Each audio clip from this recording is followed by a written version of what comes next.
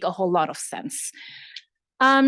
So in terms of a brief outline for the talk today, I want to give you a bit of a background for myself, both personal and professional, to be able to situate the work that I'm presenting today.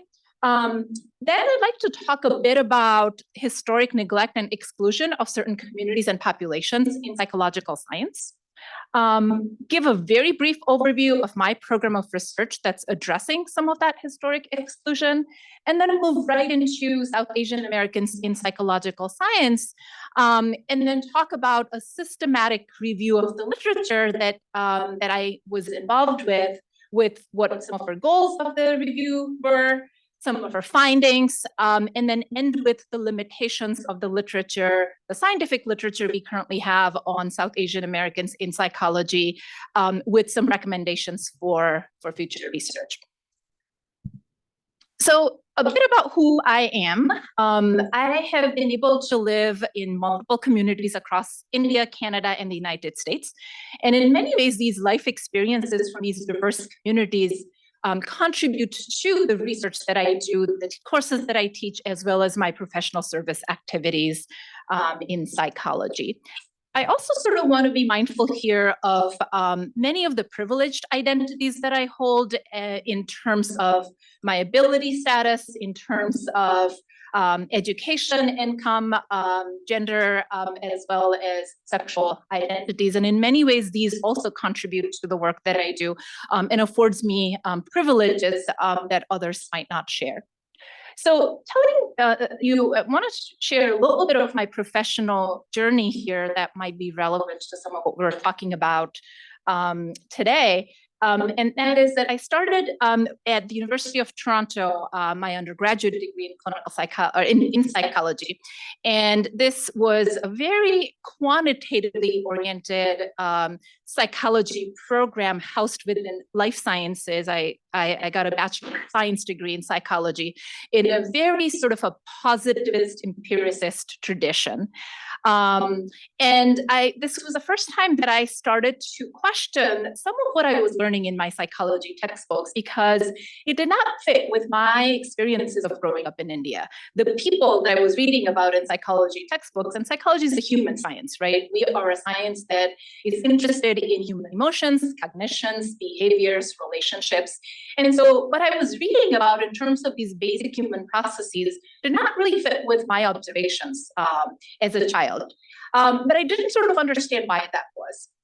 Then I went to pursue a PhD at University of Windsor in clinical developmental psychology, where for the first time I heard words like culture and context in relation to human behavior. I took a class on cultural psychology, and then I sort of began to understand why is it that psychology textbooks contained knowledge that didn't fit with my experiences. And that actually led me to pursue a postdoctoral fellowship at University of Chicago in a highly interdisciplinary department of comparative human development. With my immediate mentors were South Asianists and psychological anthropologists, Rick Schwader, and others. I will also say that I had the opportunity at the University of Chicago to attend some talks at the Division of South Asian Languages and Civilizations. And I will admit that I initially went to the talk for the chai and samosa, but those did prove to be really helpful in broadening my perspective, because I was now for the first time hearing from political economists, from historians who are focusing on South Asia, from some of my anthropology friends and colleagues who were thinking about South Asian cultures and rituals and traditions and livelihood and personhood in a very different way than in psychology we're used to. So in many ways, I think that journey that has landed me to Miami University, where I've been for the last 16 years, has been really kind of influential in the way in which I approach my research. So just a bit of history about psychology for those of you who are non-psychologists. Psychology is a discipline originated in Europe and then later primarily in the United States in the 1900-ish. Which is when parts of Asia, Africa, North and South America were colonized by the British, the French, the Spanish, and the others. And so in many of these values and worldviews of these colonizing countries have guided our discipline of psychology and continue to dominate today. And so one of the very obvious ways in which we see that colonial legacy today in psychology is that a lot of the knowledge base in our field, and as psychologists, most of our scholarship basically is in journal articles. So peer-reviewed journal articles is where we produce our scholarship, unlike my colleagues in history or in political science or in other sort of humanities fields where you might write a book. So when you look at peer-reviewed journal articles in our field, a bulk of those come from the United States. They are research studies that are led by researchers who are affiliated with US-based institutions, and they include samples. So people that are studied in these research studies are also American. And the US basically constitutes less than 5% of the world's population. So essentially what we're doing in psychology is we're neglecting 95% of the world's population, people who live in Asia, Africa, parts of the Americas outside of the US and Canada, as well as we're excluding communities of color here in the United States. We're very much focused on white American middle class psychology. And we then assume that this white American middle class psychology applies to the rest of the world and applies to all communities around us. And so I won't get into a lot of details because thanks to Simon, who provided a really good overview of my program of research. But overall, my program of research has been focused on addressing this major gap in our science, where one line of research really is situated in this field of global mental health. Most of my own work is focused in India, where we look at culturally informed understanding of mental health concerns like anxiety, depression, suicide. Think about culturally competent training for mental health professionals, as well as interventions and treatment approaches that we use for mental health problems. Again, sort of more from this culturally informed perspective. So a perspective that really considers the needs, preferences, lifestyles, and values of the people that you are designing an intervention for. My students have expanded that work to China, South Korea, Malaysia, Singapore, most recently to Lebanon. And so we're certainly sort of moving outside of the South Asia region there. The second line of work is racial, ethnic discrimination and marginalization and mental health, and that's more sort of focused within the United States with communities of color. This line of work is primarily led by my graduate students who are interested in these experiences within their own communities, within Latinx communities, Black communities, Asian American communities, as well as Arab, Middle Eastern, and North African American communities. And so what I'm going to be talking about today in terms of South Asian American experiences fits within this second line of work that I have. Okay. So now thinking broadly about Asian Americans in psychological science, so within that context of exclusion and underrepresentation of communities of color and the global majority in psychology as a discipline, Asian Americans are particularly invisible and marginalized. And many scholars believe that this is likely due to this model minority stereotype, the idea that Asian Americans are the model minority. It's assumed that they don't experience social, emotional, interpersonal challenges, and so we don't need to study them, right? There was a paper a while ago that in 2019 that basically suggested that the National Institute of Health, which is one of our major funding agencies, 0.17% of the funding is devoted to Asian Americans from NIH. And this is lower when you compare it to other communities of color as well. And so a few years ago, some of my colleagues published a paper in the American Psychologist to try to bring attention to this invisibility and to sort of frame Asian Americans not as a model minority, but as a marginalized minority. So then you might wonder, where are South Asian Americans, right, in this context in our field in psychology? And so South Asian Americans are further marginalized within that broader category of Asian Americans. Where we have very little sort of research pertaining to South Asian Americans in psychology journals. So there was a systematic review conducted in 2016 of all the articles that were published in this one journal, Asian American Journal of Psychology, that primarily publishes research on Asian Americans in psychology. Less than 21% of the studies in this 1 year in this journal included South Asian Americans in their sample. So South Asian Americans, maybe 5 to 10% of the overall Asian American sample. And even fewer, I want to say that number was like less than 5%, specifically focused on South Asian Americans.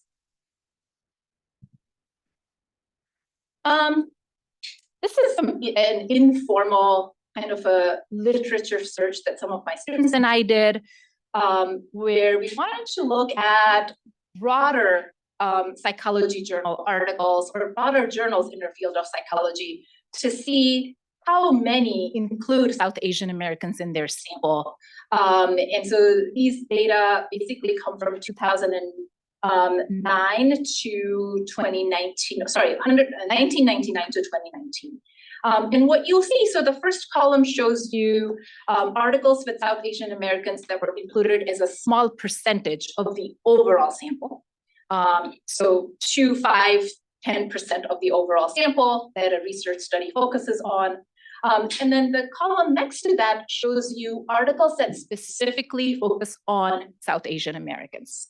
And you'll sort of see that those numbers are basically close to zero for most mainstream journals in our field. They're a little bit better for journals that particularly focus on Asian Americans or communities of color, but it's still not anywhere close to the population of South Asian Americans in the United States.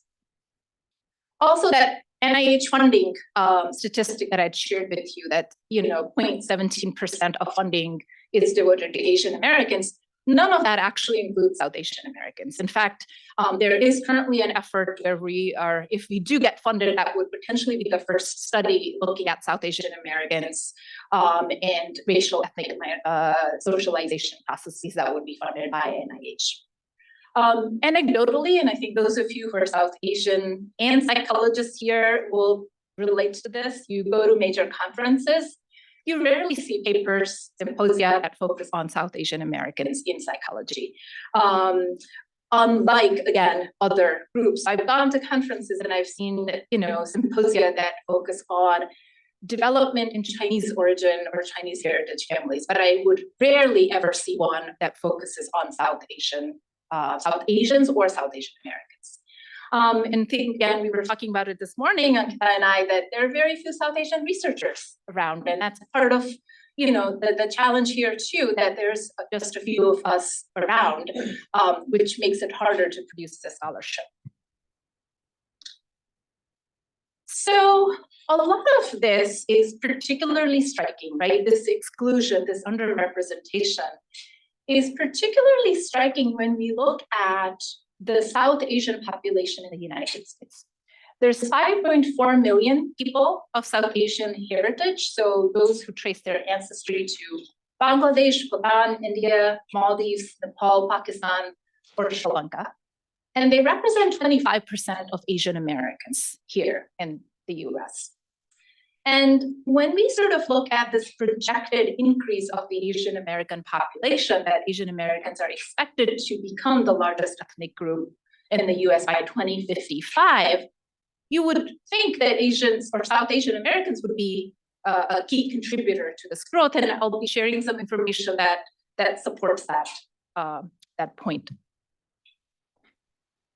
So what I want to do next is give you just a very brief timeline of South Asian immigration to the United States. It dates back to 1790, when some of the first South Asians came to the US to work in agriculture and railroads. In 1965, the Immigration and Nationality Act passed, and that led to a substantial growth in South Asian population in the US. And this is when the first sort of major wave of immigration started. And this included primarily men who were coming to the US for higher education and professional advancement. Then in 1970s, we had a second major wave of immigration. And this included highly qualified professionals who migrated with their families to the US. Then in 1990, following the Family Reunification Act, we had a third major wave of immigration. And this is when aging parents and adult siblings and their families of the professionals who had come in the 70s were immigrating to the States. The most recent wave here is 2010 to 2018, where you see a 40% increase in South Asian population in the US. And a majority of this is accounted by Bhutanese and Nepalese refugees. And this is sort of what I meant by South Asian Americans are the key contributors to the growth of the larger Asian American population that is expected to become the largest ethnic group.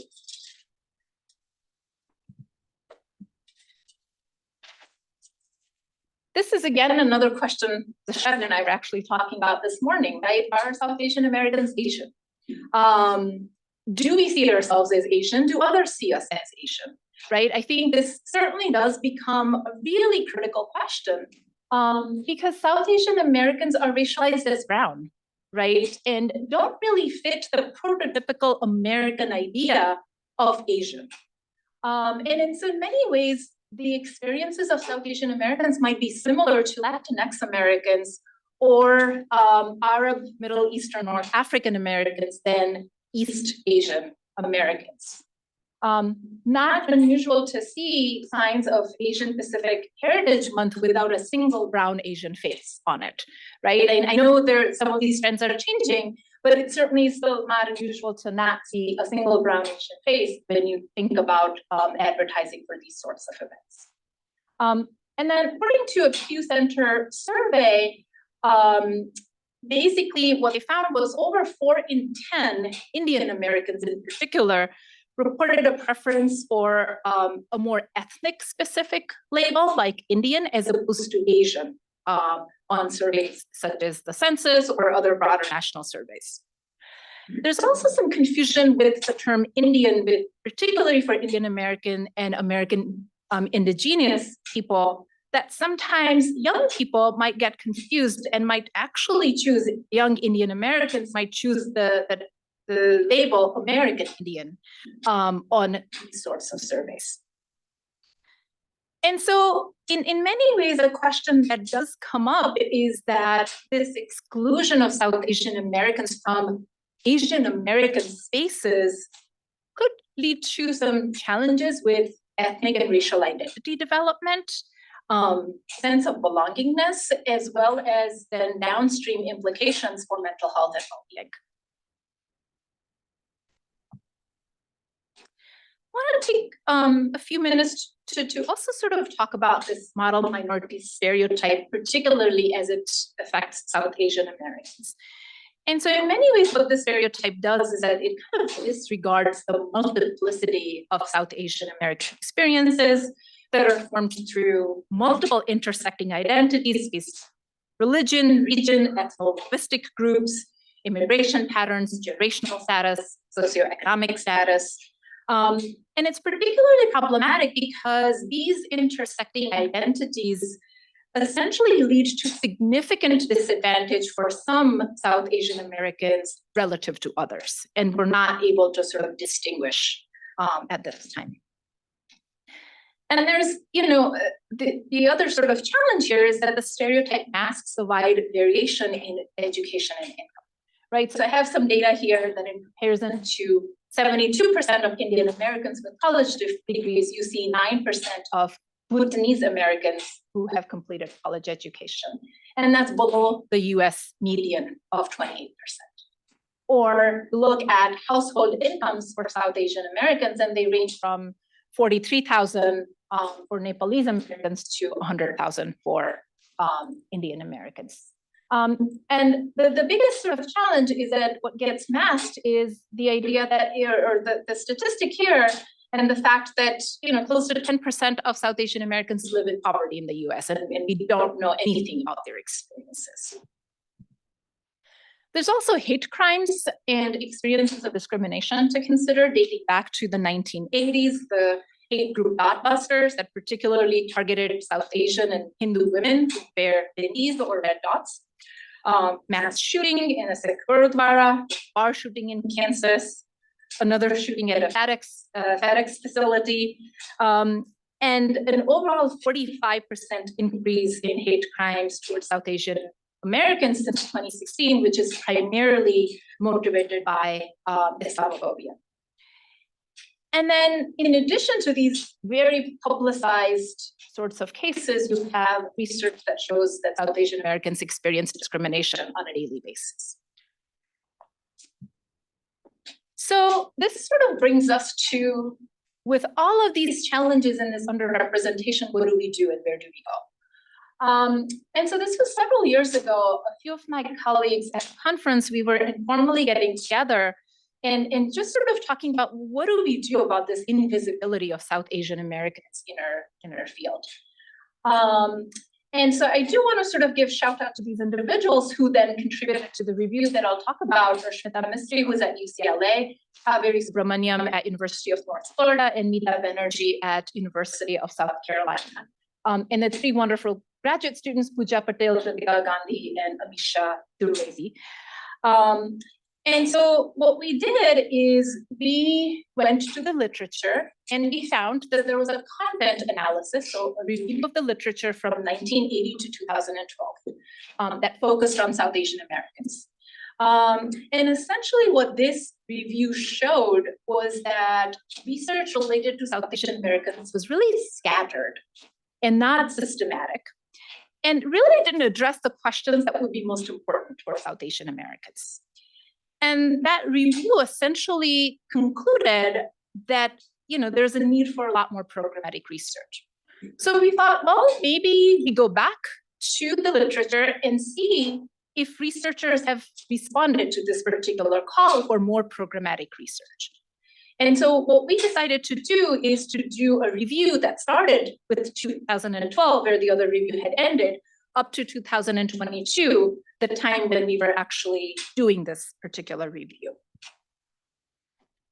We used a conceptual framework, particularly the one that you see here, that is adapted from an integrated developmental framework that was offered to understand Asian American experiences, and we adapted it a bit more.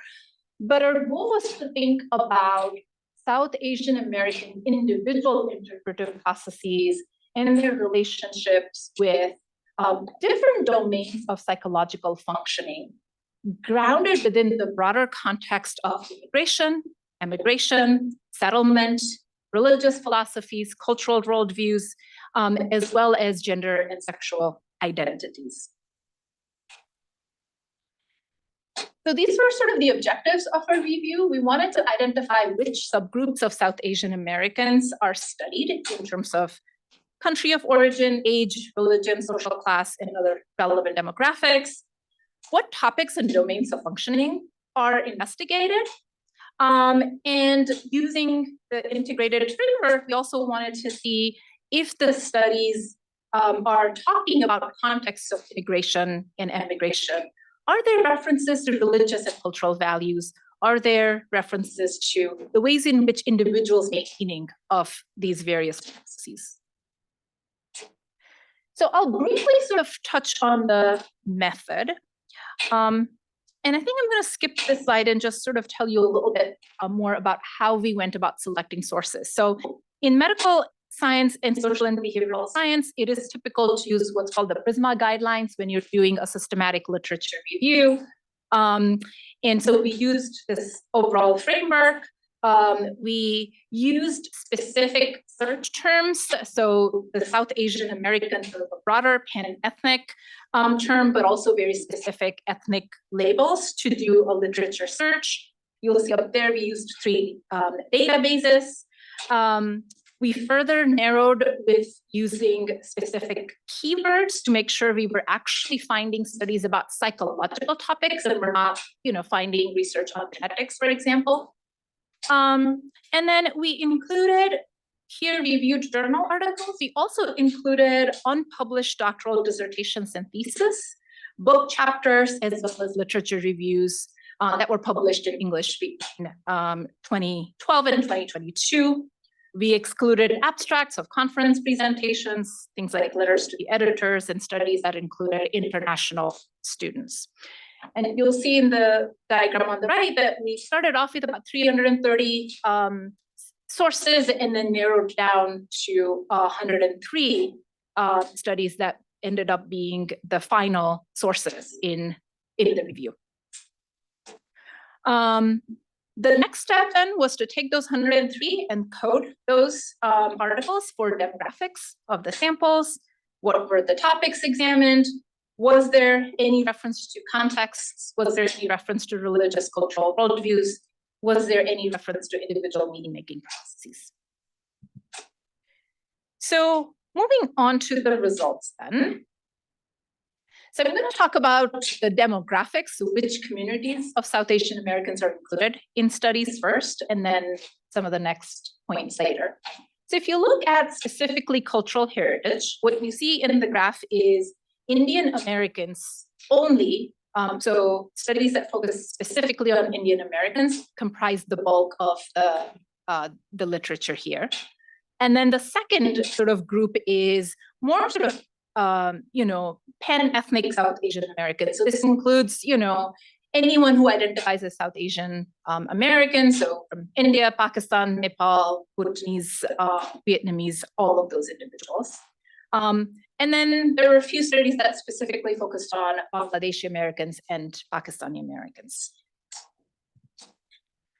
Looking at the generational status, a bulk of the research basically contains individuals across generations, so first, second, third, subsequent generations. The next is first generation only, so individuals who immigrated to the US after the age of 18. A pretty substantial number provided no information about generational status, and then a small percentage of the studies focused on second generation folks only. In terms of religious affiliation, and this was interesting because, there's tremendous religious diversity in South Asia. A bulk of the studies provided no information about religion of their sample. So no reference to religion, no information provided. Those who did included multiple religious groups in their sample. So you basically had 50% Hindu, 30% Christian, 10% Christian, so kind of like a pan-religious sort of a sample, as opposed to focusing on one particular religious group. In terms of gender identity, a bulk of the studies focused on cis men and women. Very few, in fact, there was one study that included gender binary and non-binary folks. Income and education, also very little information. So for income, you see on the graph on the left, a bulk of the studies gave no information on income of the sample of the participants. And the ones that did, these were primarily middle to high income samples that you're looking at. For education also, we had a bulk of the studies gave us no information on the educational attainment of the participant. And those that did, included people with high school diploma or higher. So then looking at what kinds of topics are studied here.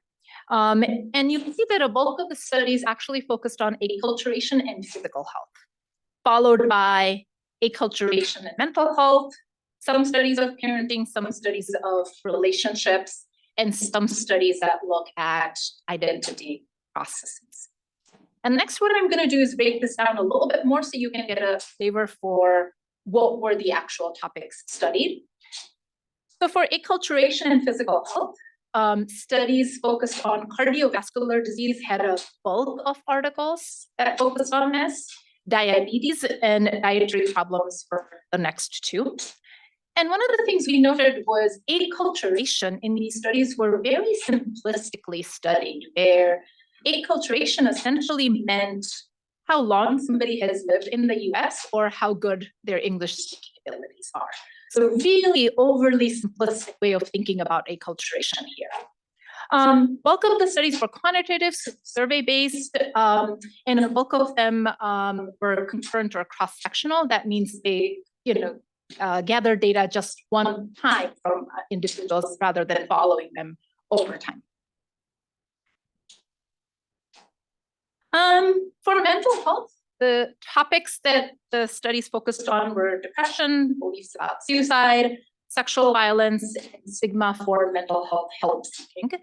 And here as well, the definition or the operationalization of acculturation was very simplistic.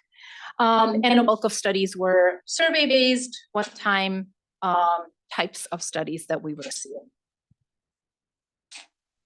Parenting studies looked at parental emotion socialization, so what parents teach their kids about emotions, the ways in which parents talk to or choose not to talk to their kids about race, ethnicity, and experiences of discrimination. And then parenting experiences in very specific contexts. So for example, there were studies that looked at what are the experiences of South Asian American parents who have a child with a disability. Here, we did see a trend where there were more qualitative and narrative studies compared to more of those survey-based studies. In terms of this topic of acculturation and relationships, they were primarily in two areas. So some studies basically focused on romantic relationships, dating, and marriage. The second big area was intimate partner violence. All of this work focuses on heteronormative couples. In terms of identity, predominantly these were research studies that were looking at experiences of discrimination and how they relate to one's racial, ethnic identity. Okay, so now moving on to how well are we contextualizing topics of physical, mental health, identity, parenting in contexts? And we clearly are not, right? A bulk of the studies made no reference to the context of immigration or settlement. So there was no reference to what's the ethnic composition of the neighborhood in which the people are living in. What were the circumstances that led to them actually immigrating to the United States? If they were first generation folks, what was the context of their living before they migrated to the US? There was absolutely no reference to that. And you'll see some discuss some of these contexts, but there was no assessment, and then very few actually had some kind of an assessment of these varying contexts. Similarly here, thinking about cultural, religious values, beliefs, we had a sizable number where there was absolutely no reference to cultural values, cultural beliefs, religious ideologies, and then some that did assess this and some that made references but didn't actually have any assessment. And I think this was the most striking exclusion. I don't have a graph for you because individual meaning-making processes were very rarely studied. And typically they were studied in qualitative studies, which so how do individuals kind of make sense of their experiences and cultural values? This was highly understudied. So then thinking about major gaps and recommendations, and I do have some systematic recommendations that I'll go through. But the major gaps you're seeing is that Indian Americans are the most widely studied group, into some, in smaller extent, Pakistani and Bangladeshi Americans are. The samples tend to be middle to high income and educated. And samples also span all of adulthood. So there are several studies where participants were 18 all the way to 65, right? Very few studies that looked at early childhood, middle childhood, adolescence periods, very few that looked at older adults. So this wasn't sort of a very purposive targeted sampling. It was whoever's available to complete a survey, completed a survey. And religious affiliations, as I mentioned earlier, was never asked about. And I think I had one other point on that slide, that there was no reference to caste on any of these studies. So some obvious exclusions, we know very little about some of the recent immigrants, right? Bhutanese, Nepalese, and Sri Lankan Americans. We know little or nothing about sexual and gender minority individuals, caste-oppressed individuals, and those who live below the US median household income. And so I guess the first recommendation, the most basic one that I want to start off with is purposive sampling is what's needed here, right? So really thinking purposively about who you want to target, and be able to sort of focus on those particular South Asian American groups, and really intentionally recruit participants that are particularly marginalized, individuals below the US median household income, sexual and gender minority populations, refugee individuals, caste-oppressed individuals. Second recommendation I would have is assessment of those contexts of immigration and settlement, right? So really sort of looking at immigration-related factors, what were the political, economic contexts or changes that might have led to immigration? What's the immigration status? We don't talk about that within the South Asian context, right? Are these undocumented individuals, refugees, visa holders, permanent citizens, or permanent residents, citizens? There's really no conversation within the South Asian American context. What's the composition of communities, like schools, neighborhoods? Are you in a, you are where I am in Southwestern Ohio, several years ago, you might be the only, brown Asian in your class. That is no longer the case, but my kids do tell me that they're the only brown Asian on a sports team, right? So that is definitely something to be looking at. And then bi-directional aspects of acculturation processes, right? Acculturation doesn't happen in one way. What are the ways in which white American communities are changing because of South Asian presence? We're not looking at the other direction of that process. Some of the topics that need attention, it was disappointing to see that some of the research on identity processes looked at identity in a very static manner, in a very acontextual manner, right? So we had sort of talked about this idea that South Asian Americans sometimes struggle on census surveys, like which category to use. For something as basic as that, and they're not always represented in Asian American spaces, how does this affect identity development and identity processes? How does that affect mental health? We don't really see much research on this.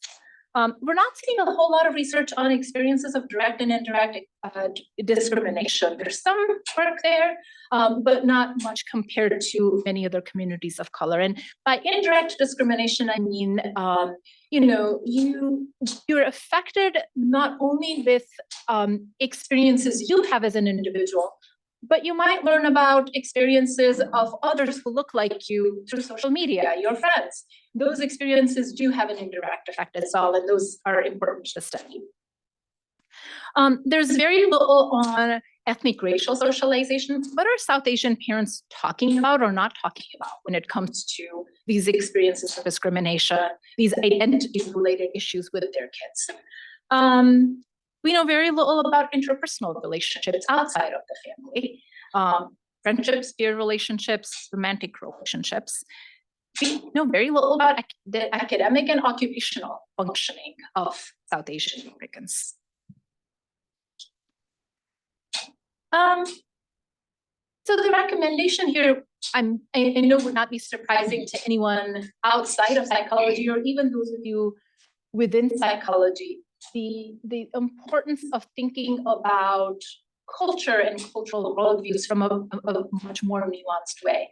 And so one of the recommendations we have is to think about culture both as shared systems of beliefs, values, and practices that get passed on, but also the individual processes, right? We're not passive recipients of these systems of values that are passed on to us. We make some active choices in which beliefs we incorporate in our personal belief system. And so kind of thinking about both of those processes and recognizing that there's no singular South Asian culture, right? So you couldn't necessarily have a South Asian values scale and somehow assess South Asian culture through that. And so I think that becomes important. And I think the last piece that's really critical is avoiding a deficit-oriented perspective that either implicitly or explicitly communicates that values, beliefs, behaviors, practices of diverse South Asian communities are somehow inferior, less desirable, less healthy in psychology than those of white Americans. I'm about to wrap up here. The piece around individual meaning-making processes is also really important. I think this was what was most understudied, right? So, and we do have in the paper some recommendations around, well, how do you study individuals' meaning-making processes? Because it's a very subjective process. But you can see these processes reflected in people's goals, right? So I do some research on parenting. One of the ways in which you can see that in parenting goals, what goals do parents have for their kids? You also see these processes reflected in parenting behaviors. What sorts of behaviors are they engaging in? How are their goals for their kids connected to their parenting behavior? So there are certainly ways in which we can study these meaning-making processes. And then a broad comment on measurement, and that is, we saw a whole bunch of survey-based studies, and a lot of those were survey measures that were essentially exported from research that is done with white Americans, right? So without any consideration of, do these survey measures measure the same thing for South Asian Americans? Do they actually make sense? Do we need to modify or adapt these survey measures? And perhaps it might be helpful to start with more emic or insider perspectives and approaches where you start with more open-ended, qualitative, interview-based studies, get information on people's thought processes, their behaviors, and then potentially use that to construct survey measures or adapt and modify those.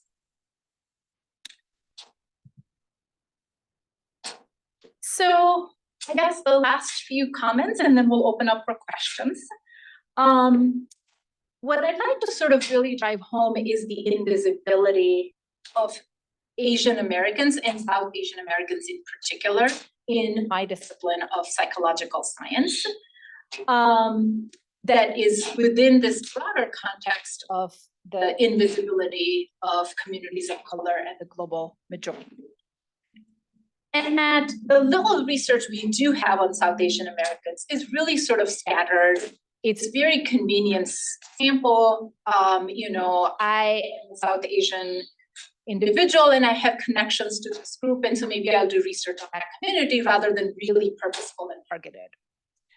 And so with the review that we have, which is currently under review, our hope is to really stimulate psychological research about South Asian Americans that is intentional in terms of who is studied, what is studied, and it's contextual, and it is considering those larger contexts, worldviews, and belief systems.